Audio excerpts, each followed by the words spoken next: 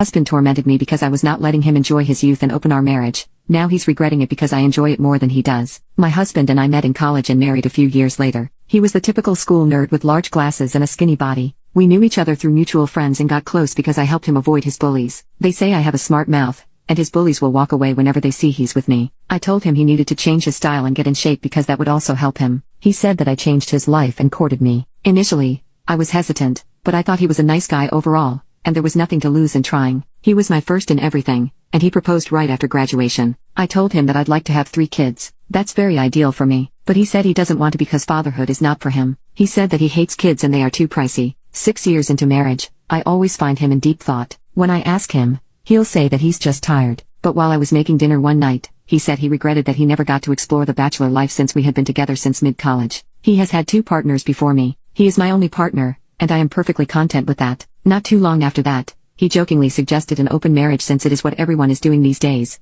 According to him, I said no. I wondered if I just wasn't hot enough or fun enough in bed or if he was just getting bored of me even though I always allowed him enough space to himself. I agreed to all his kinks in the past, and I exercise religiously with weightlifting and yoga while eating very healthy diets, so I am pretty darn fit. I always planned at least 2 date nights a month and permanently joined in on his hobbies when he wanted me to, even though I had no interest in race car courses or the range. He persisted with his request and made me feel bad for not letting him enjoy his youth while he still had it. Eventually, he broke me down with full-on sobbing and sh'd face. I felt at that moment that I was ruining his life, so I begrudgingly agreed on a don't ask, don't tell policy. He was pleased, hugged me, and said I was the best wife in the world. When it all started, I didn't bother to partake. I cannot think of being with anyone else besides my husband. I just lived as I did before, except he would go out to more boys' night outs and bars, and I would see dating apps on his phone. I admit that it hurts me. I eventually decided to go on dating sites since I was home alone at night more often on Fridays, and I decided to try it out after my lady friends encouraged me to, and I started liking it. Fast forward a few months,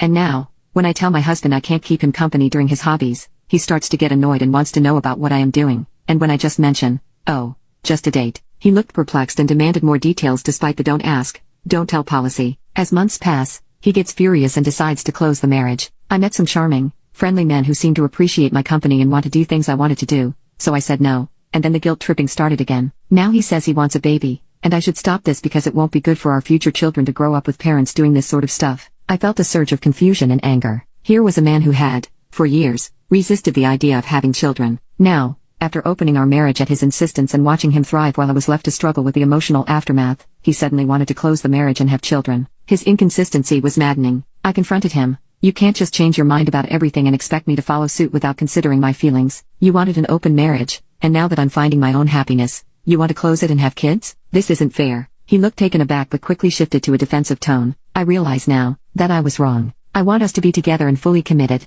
and I think having a family will bring us closer. But you hated the idea of having kids, I countered. What changed? He said, avoiding my eyes. I've seen other families and think I might have been wrong about kids. Plus, we're getting older. If we're going to have a family, it should be soon. I took a deep breath. You can't just flip-flop on major life decisions whenever it suits you. You pushed me into an open marriage, and now you're angry because I'm enjoying it, too? That's not fair, he sighed, his demeanor shifting from defensive to aggressive. Oh, so you're enjoying it now? Is that it? You're out there with God knows who while I'm here trying to make things right? You wanted this. I shot back. You wanted to explore, and now that I'm doing the same, you can't handle it. His face reddened with anger. Well, maybe if you'd been a better wife, I wouldn't have wanted to explore in the first place. That stung, but I refused to back down. That's a low blow, and you know it. I'd done everything I could to make you happy, but it was never enough, was it? We continued shouting, the argument escalating until he finally stormed out of the house. Update, his mother messaged me and said that I was a horrible woman for cheating with her son. I asked what she was talking about, and it turned out that my husband told her that we fought because I did not want to become a mother and that I was cheating. I was fuming and told her the truth. After an hour of talking to her, she was crying and said that she did not raise her son like that.